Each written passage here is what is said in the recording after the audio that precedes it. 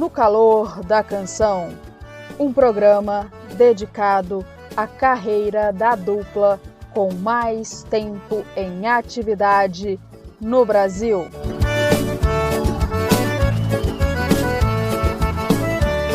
As Galvão. Vivo do calor dos teus abraços, meu amor. O que é que eu faço nesta vida sem você?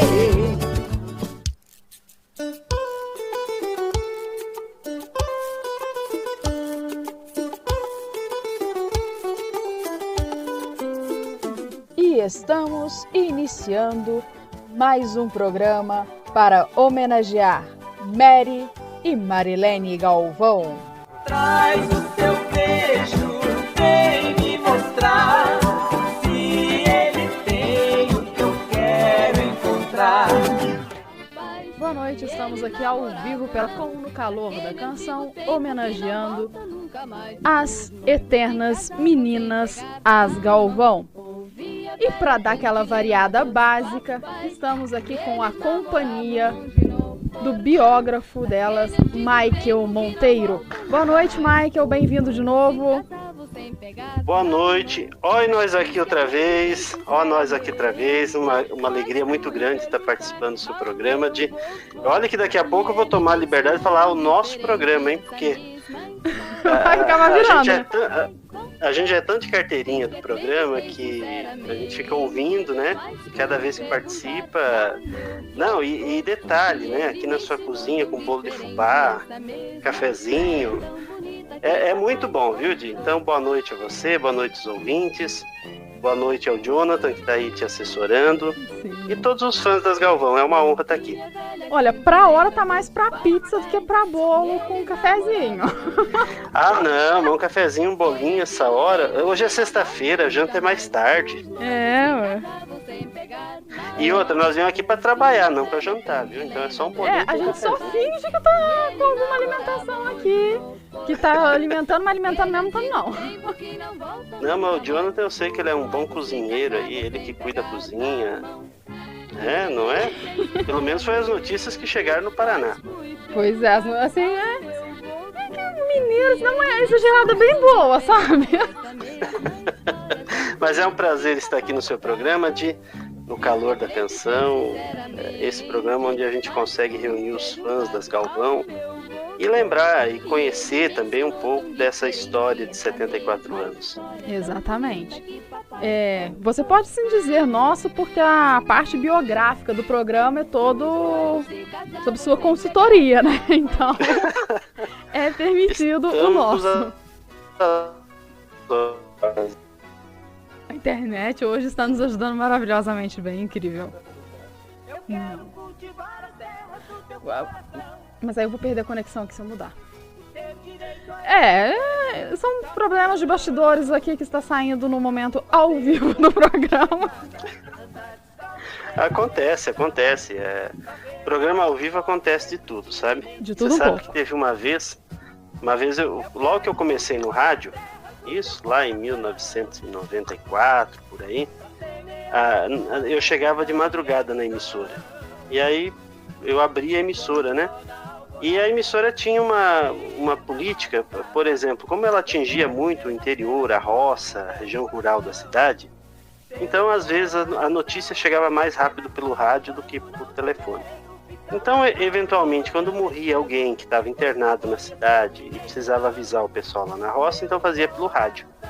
E a gente tinha essa liberdade. Eu cheguei cedo na rádio, fui abrir a rádio, já tinha um senhor na porta. E ele falou: moço, você vai fazer o programa? Eu falei: vou.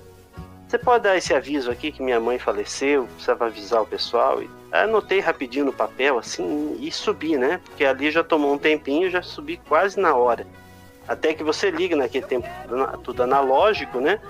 Até que liga, estúdio, começa e tal. Eu coloquei o papel em cima da bancada e comecei o programa e vamos funcionando o programa e tal. Daqui a pouco eu lembrei, né, da nota de falecimento. Então cortou o fundo musical e eu entrei. Nota de falecimento. E aí peguei o papel, só que não era o papel que eu tinha anotado, era outro. E aí eu não encontrava o papel que eu tinha anotado, a nota de falecimento, e a rádio naquele silêncio, né? Aí tive uma saída. Falei, dentro de instantes, nota de falecimento. larguei um fundo musical e pronto, daqui a pouco achei o papel e o programa correu. O duro foi no dia seguinte chegar na emissora, todo mundo olhava pra mim e dava risada, né? Aí quando eu fui tirar a satisfação, o que tinha acontecido? O seu programa foi ao vivo, né? Eu falei, foi. Não, aquela que você fez de dentro de instantes, nota de falecimento, só faltou você dizer, aguardem a nossa próxima atração. Então programa ao vivo tem dessas coisas, viu? Tem. Isso quando a gente não esquece o microfone ligado e começa a fazer fofoca, falar da vida dos outros ali, vai tudo pro ar, né? Nossa, menina, isso é um perigo, viu? E olha quanta história que isso já rendeu de microfone aberto. Tem até música, né? Microfone aberto, pra você ter uma ideia. É. Mike, vamos começar na carreira delas. Mas aquela coisa assim, bem antiga. Remetendo a 46. A Mary apenas cantando sozinha. 1946. Esse período elas estavam lá em Paraguaçu Paulista, moravam em Sapezal, e a Meire se apresentava na Rádio Marconi, Clube Marconi, sozinha, né? Cantava só ela, todo domingo. Em 1946, lá ela cantava aquelas músicas assim emocionantes. E tinha uma música que é Luar de Paquetá, se eu não me engano. Fim de semana em Paquetá.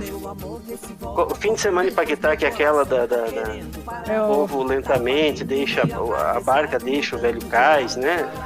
E a Meire cantava aquela música e chorava. O povo invade a barca e lentamente a barca deixa o velho cais. Estamos aqui com o livro. Tá no livro essa história, é verdade, tá no livro. E a Meire cantava e se emocionava com aquilo, porque na cabeça dela, ela não conhecia mar, a única coisa que ela conhecia era uma lagoa que tinha lá em Sapezal. Então ela imaginava assim, aquele pessoal que entrava na canoa para pescar todo domingo, né? Então ela imaginava o pessoal entrando na canoa. E de repente a canoa já estava cheia e estava saindo. E tinha um velhinho que vinha vindo atrás, é o velho cais, né? O velhinho vinha e não conseguia alcançar a canoa partia e ele acabava caindo. E ela chorava de dó do velhinho, coitado. Não conseguiu embarcar, que pena! Isso em 1946. Essa é a dona Neide Galvão, artista desde sempre. Com certeza. Mas eu assisti ela contando essa história no seu programa. Eu vi o conteúdo também. É verdade, ela participou lá e contou essa história. Ela chegou a divulgar um vídeo no YouTube que as Galvão contam suas histórias e lá ela também conta essa história. Eu também tinha visto lá também por esse vídeo. Ela falando, conta toda a conta, aquela você começa a chorar, é uma emoção tremenda. Pobre, coitado do velhinho, se despencou. O velhinho cai, né? O velho cai, não sabia o que era aquilo. Não, é muita história. Imagina na cabeça de uma criança de 6 anos que tinha que interpretar uma música que não era uma música de criança. Exatamente. Então você imagina toda a trama que ela tinha que inventar na cabeça dela para poder interpretar a música. Colocar emoção principalmente. Essa sempre foi Dona Meire Galvão. Essa apresentação dela em rádio já começou na Marconi sozinha. Rádio Marconi de Paraguaçu Paulista? Rádio Clube Marconi de Paraguaçu Paulista. Eu tô comendo o nome de uma palavra aqui do nome da rádio. Ela já se apresentava aí sozinha antes de ser, como podemos usar uma palavra bem educada. Antes de formar a dupla. Eu vou procurar uma outra palavrinha aqui, mas isso é antes da Marilene resolver. Falei, não vou deixar ela cantar sozinha, não. Quero também meu lugarzinho ao sol. Quero meu lugarzinho. Não, e detalhe, né? Reza, a lenda, conta-se a história, Dona Maria contava isso, que a Marilene sempre foi muito quietinha, desde de criancinha. E nunca, a Meire já era mais expressiva, tanto que já cantava, já tinha quase 1 ano que ela cantava sozinha no rádio. A Marilene nunca demonstrou, em momento algum a Marilene demonstrou essa queda por cantoria. De repente a Meire tá lá ensaiando com os músicos, né, que eles iam na casa dela, e do nada a Marilene entra fazendo a segunda voz com 5 anos de idade, acredite você. 5 anos de idade, uma pessoa sabia o que é segunda voz, não existe isso. É por Deus, é a natureza, né? De repente a Marilene entra com 5 anos de idade fazendo a segunda voz para Meire. Pronto, nascia aí a dupla Irmãs Galvão. É só por Deus um negócio desse, e de outra forma não tem explicação. Não. E ainda mais se você considerar que é como podemos dizer, uma música em espanhol, em castelhano. Pois é, porque era o sucesso da época, né? Sim. Era o sucesso da época, então, e cantando assim, perfeitamente, porque é uma pena que nós não temos gravações dessa época, desse dia. Mas eu tive a oportunidade de conhecer pessoalmente Sidney Caldini, que foi o rapaz que era o dono do programa, que as apresentou pela primeira vez. E conversando com o Sidney, já lá no alto dos seus 80 anos, mais lúcido de tudo, o Sidney me falou isso, que não dava para acreditar, duas menininhas, uma com 5, outra com 7 anos, cantando aquele castelhano perfeito, e detalhe, sem voz de criança. Se você pegar, por exemplo, o primeiro disco delas, o Rincão Guarani, é de 1954. Então a Meire estava com 14, a Marilene estava com 12 anos. Ainda estavam crianças. E você ouve o disco, você não diz que são duas crianças cantando. Não. Sempre coloca ali uma pessoa com mais de 20 anos. Isso, tanto que o Palmeira, quando escutou elas cantando na Rádio Bandeirantes, em São Paulo, porque elas cantavam na Rádio Bandeirantes antes do disco. Porque naquele tempo você tinha que primeiro fazer sucesso para depois gravar. Uhum. Então o que todo artista sonhava? Entrar pro rádio, ter uma participação no rádio, porque ali era o cartão de visita dele para ele poder tentar a sorte de gravar um disco e tornar-se um artista. E elas então conseguiram na Rádio Bandeirantes, entraram na Rádio Bandeirantes no programa do Capitão Barduino, que era o Brasil Caboclo, e o Serra da Mantiqueira do Biguá, que eram 2 programas, um seguido do outro. E elas apresentavam-se 2 vezes por semana nesse programa. O Palmeira, Ted Vieira, já havia falado para o Palmeira das Irmãs Galvão, que ele precisava conhecer as Irmãs Galvão. O Palmeira, então, escutou a Rádio Bandeirantes, ouviu elas cantando e não teve dúvidas. Eu vou contratar essas mulheres para gravar. Essas mulheres, porque não imaginava que eram crianças cantando, porque era voz de adulto. Ele ficou espantado quando ele foi procurar as Irmãs Galvão. Aí encontrou com o pai delas e descobriu que as Irmãs Galvão, na verdade, eram 2 crianças. Exatamente. E já em seguida gravaram o primeiro disco, Rincão Guarani, Carinha de Anjo, que o Guilherme é apaixonado por essa música. Elas gravaram esse disco, mas sem nenhuma voz de criança. Exatamente, uma música linda, por sinal. Eu não vou conseguir lembrar a letra dela aqui agora, mas é divino. Uma música assim... É de uma melodia. E já foi sucesso de cara, viu? Logo que elas gravaram o disco, a música já... Primeiro, a música já era cantada no rádio antes de ir pro disco. Aí quando foi pro disco, teve uma boa aceitação. Então as Irmãs Galvão já estrearam no disco com o pé direito. Carinha de anjo, rostinho de rosa... Beicinho de rosa, boquinha formosa, flor do meu país. Exatamente. Me dá teu carinho, me dá teu beijinho, não sai desse ninho, me faça feliz. Isso aí. Carinha de anjo. E antes de chegar... Mineiro, viu? O compositor, o Pascoal Iannuzzi, é mineiro. Que beleza. Mas antes de a gente chegar nessa parte dos discos, vamos voltar um pouquinho no início da carreira delas. Elas começaram sempre cantando serestas e modinhas que não eram muito apropriadas pela idade de 7 e 5 anos, né? Como a gente estava comentando Até porque não tinha música para crianças de 7 e 5 anos, né? E assim, são sempre grandes clássicos da MPB, da Bossa Nova, que se pegava lá naquela época, né?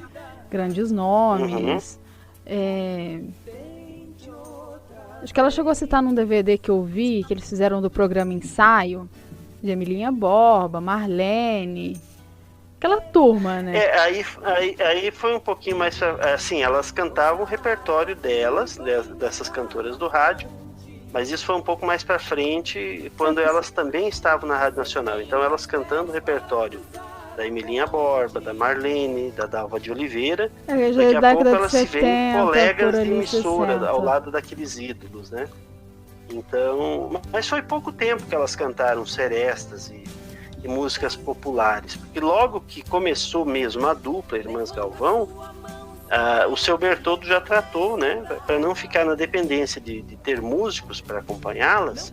Então o seu Bertoldo já tratou de que as filhas aprendessem algum instrumento, né?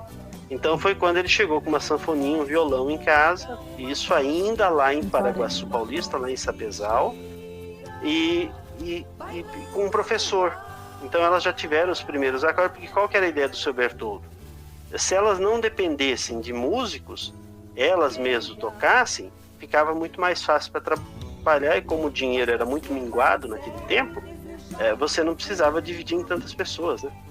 Aí nesta formatação caía mais uma questão de repertório sertanejo.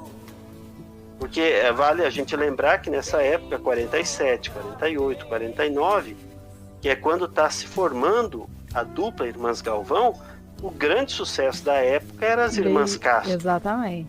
Então era quase que automático elas irem para a música sertaneja, porque em dupla ficava muito mais fácil cantar os duetos das Irmãs Castro do que cantar a música popular. Isso sem dúvidas. E... Deixa eu ver um branco aqui agora. Vamos voltar a falar das gravações dos discos lá. Como a gente estava conversando na primeira parte, vamos definir assim, antes de a gente fazer essa pequena pausa, que elas, na época, na década de 50, sempre cantavam as músicas primeiro no rádio para depois levar para o disco, né? E o primeiro 78 rotações, tivemos Carinha de Anjo e Rincão Guarani. Eu já ia trocar com Mato Grossense. Isso foi um pouco depois. Um ou 2 anos depois, ou no disco seguinte, né?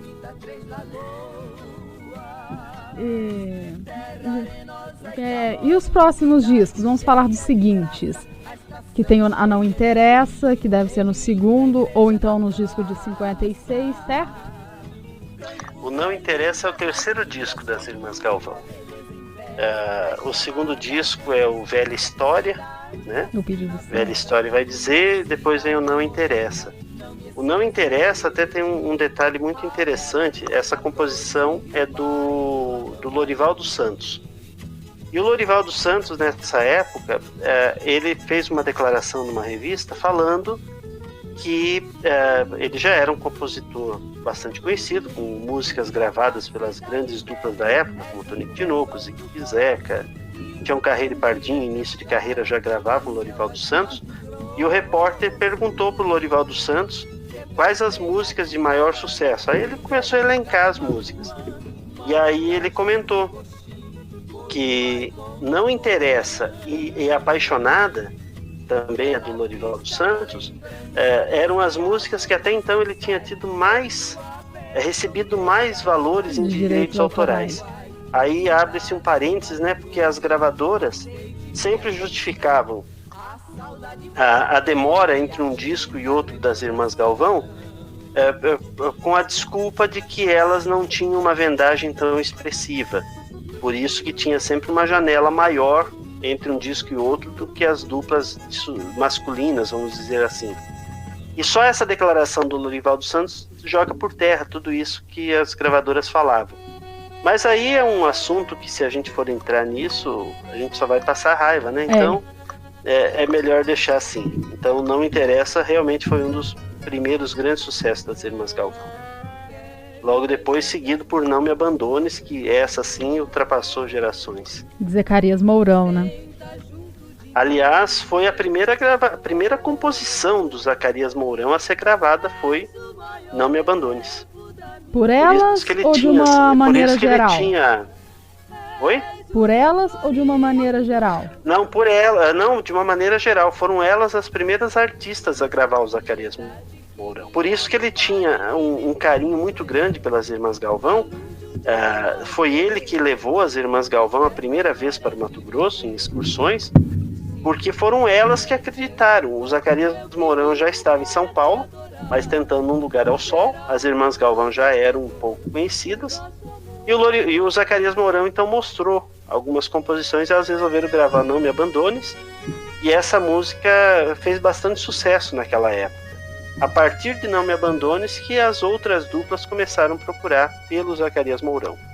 Então ele tinha, tanto que lá em Coxim, no Mato Grosso, a cidade natal do Zacarias Mourão, existe na Praça do Pé de Cedro, tem um busto do Zacarias Mourão, E ao lado dele, uma de cada lado, a Meire e a Marilene. Então, tem o busto do Zacarias Mourão com as irmãs Galvão, devido a essa parceria que eles fizeram, e que foi as irmãs Galvão que levaram o Zacarias Mourão para o Brasil. E falando nos primeiros discos, eles faziam sempre gravações no estúdio, em uma gravadora, no estúdio de uma gravadora no Rio.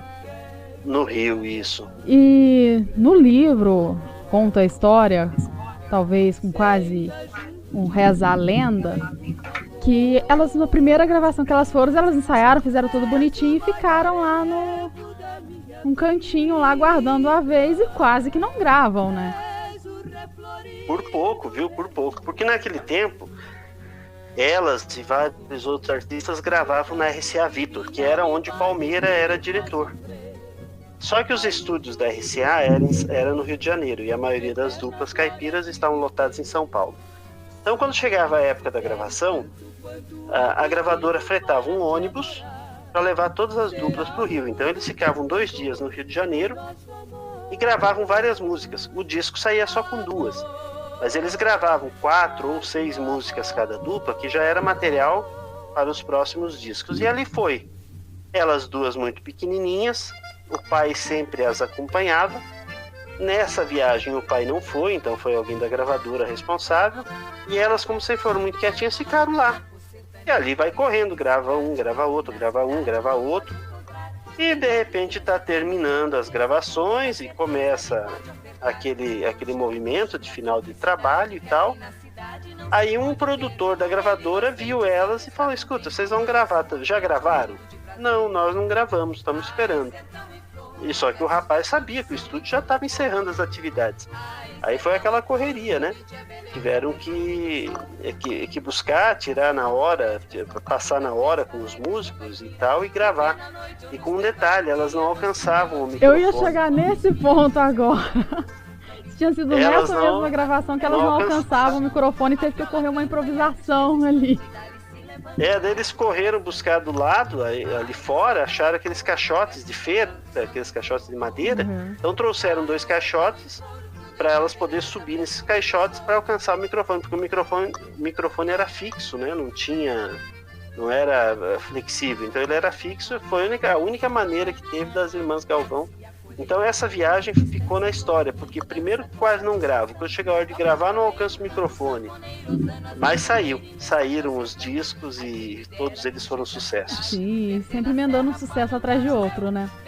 E falando assim, desviando um pouquinho da história da carreira delas, mas continuando nesse estilo de gravação, nessas gravações, naquela época, década de 50, 60, não se te permitia errar para fazer nova gravação, que tinha que aproveitar aquela ali, tinha que ser de primeira. Eu não lembro aonde que eu vi você como fã, não sei se eu deveria dizer assim, mas eu acredito que sim, e conhecedor de Tunico e Tinoco. Você deve ter ouvido já a história que eles contaram, a vez que eles foram gravar, eles estouraram o microfone. Estouraram, porque eles cantavam muito alto, não tinha dupla caipira que cantava tão alto. E o microfone de rádio com o microfone de estúdios eram diferentes. Então lá no rádio eles cantavam alto, eles tinham a voz aguda, né? Aí eles gravaram a primeira música, que era num tom mais baixo, passou. Quando eles foram gravar o lado B do disco, ou seja, a segunda música, eles foram cantar uma música chamada Sertão do Laranjinha. E é uma música muito alta. Quando eles soltaram, riscaram a viola, eles soltaram, a voz estourou. É um cristal que tinha dentro do microfone, simplesmente aquele cristal estourou. Tanto era frágil esse cristal que os cantores anteriores a Tunico e Tinoco, aqueles tipo tenores, Vicente Celestino, quem que era o outro? Eu não lembro agora. Eu lembro do Vicente Celestino, que tinha uma voz de tenor. Ele gravava de costas.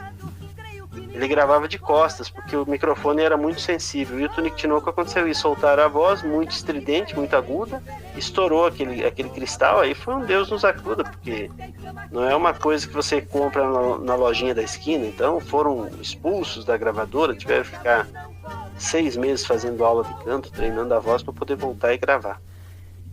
são situações que acabam cruzando o caminho das pessoas, né?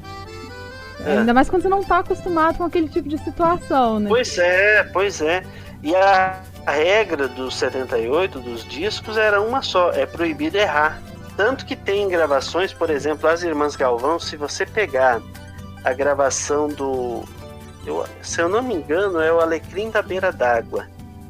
Alecrim da Beira d'Água, não se corta com machado. Isso, essa gravação. Com canivete do bolso do namorado. Então tem um tambor que bate no final do verso, pam, pam, faz aquela batida. E tem uma hora na música que você vê que tem uma batida a mais. O rapaz se atrapalhou e saiu, não tinha como você voltar à gravação e não ia perder o disco por causa de uma batida a mais. Você nota bem que aquela batida tá a mais do que as outras. Então, isso acontecia muito. Tem muita gravação, não no caso das Galvão, mas de outras duplas, que um entra num verso e o outro entra no outro verso, dá aquela mastigada no início da frase. Sai na gravação e fica, porque era muito caro o processo. Um abraço lá para Karine e para todo o pessoal do fã-clube das Galvão. E falando novamente da página delas lá do fã-clube no Instagram, @FCAsGalvão. Quem não seguiu, por favor, gente, quem tem Insta aí... Nossa. Eu posso aproveitar e mandar um abraço também? Pode. Quem está ouvindo o programa tá ligadinho, como eu já falei lá em Arapongas, o Fernando e a Juliane estão ouvindo.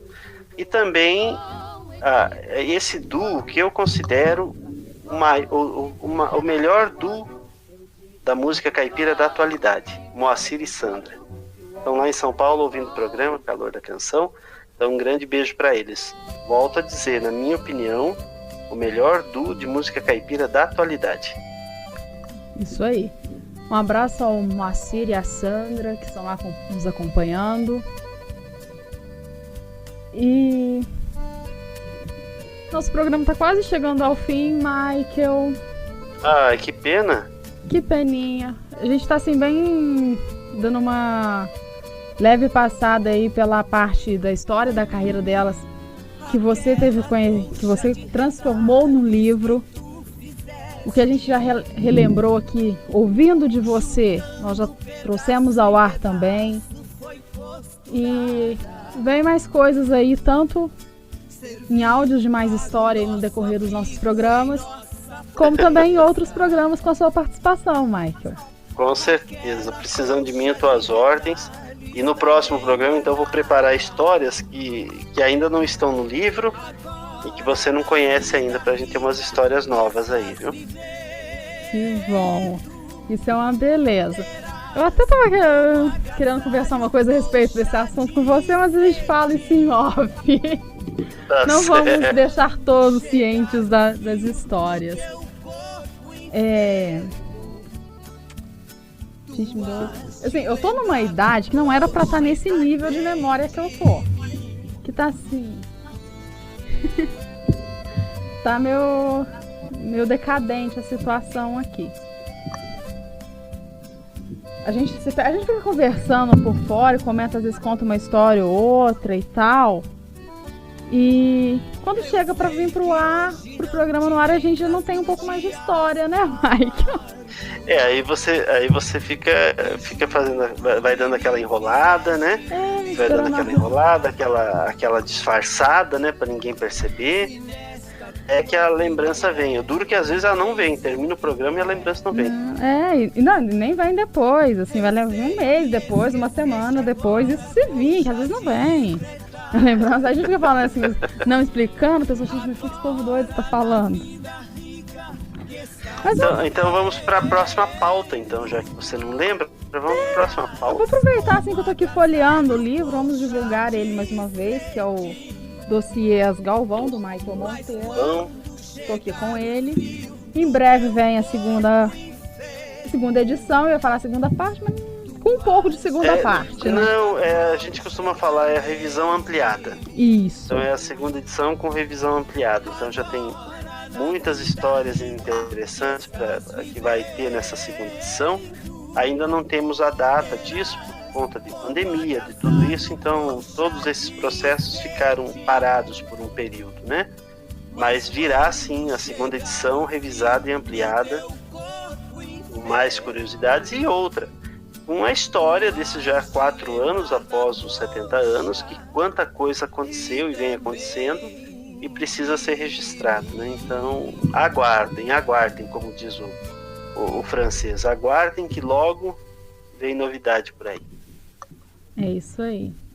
Mike, eu não canso de me agradecer pela parceria, não só das vezes que eu convido você para participar aqui, como também pelo auxílio como biógrafo das Galvão para todo o programa, não só como biógrafo, como colecionador delas também, né? Eu que agradeço a oportunidade de poder mostrar para o Brasil, mostrar para os fãs essa história, que é a história de 2 mulheres, né, que escreveram com letras de ouro seus nomes na história da música, não só da música caipira, sertaneja, mas da música brasileira, que são patrimônio do nosso país. São 2 artistas que estão aí, que tem essa história linda e que as pessoas precisam conhecer. Eu digo sempre assim, a gente precisa mostrar o Brasil aos brasileiros. E eu entendo que um livro, com o programa, com o seu programa, com o fã-clube, com os fãs, é a maneira que a gente vai encontrando de fazer isso. Exatamente. Porque, infelizmente, hoje em dia talvez nem tanto, mas se você olhar para a música mais raiz, ela sempre foi um pouco mais... Não vou dizer, não sei se a palavra menosprezada seria a palavra certa, mas sempre foi assim, um pouco deixado mais de lado, não dado tanta atenção, dado o devido valor que ela realmente tem. Sempre foi assim. Sempre foi assim, tanto que mesmo na época de ouro da música caipira, qual que era o horário que tocava música caipira? Madrugada. De madrugada. Fora da madrugada, caipira não passava nem na porta de emissora de rádio. Sempre foi assim. Só que a música caipira, ela tem uma vantagem. Ela conta com um público fiel. E esse público fiel não deixa ela morrer, jamais. Hoje nós temos a facilidade da internet. Então hoje eu gosto de pensar assim, que a música caipira... Hoje é um tempo muito bom para a música caipira. Porque você está num clique e você tem a música caipira à sua disposição. Coisa que alguns anos atrás você dependia de programador, dependia de rádio ou então de comprar o disco, né? Então a música caipira nunca vai morrer, ela sempre vai estar ali porque ela tem um público fiel. Sim, fielíssimo e que temos a sorte de estar sempre passando também de geração em geração, né? Com certeza. Aquele público fiel sempre vai sendo renovado ali nas gerações seguintes. Com certeza. Michael, agora sim, chegou a hora de partir. Tá certo, mas eu agradeço de coração a oportunidade mais uma vez. Obrigado, Di, obrigado, Jonathan, todos os ouvintes aqui do Calor da Canção. E eu só posso dizer assim, até a próxima. E que essa próxima seja bem próxima. Beijo a todos vocês e obrigado, carinho, viu, Di? Eu que agradeço a companhia de sempre, Michael.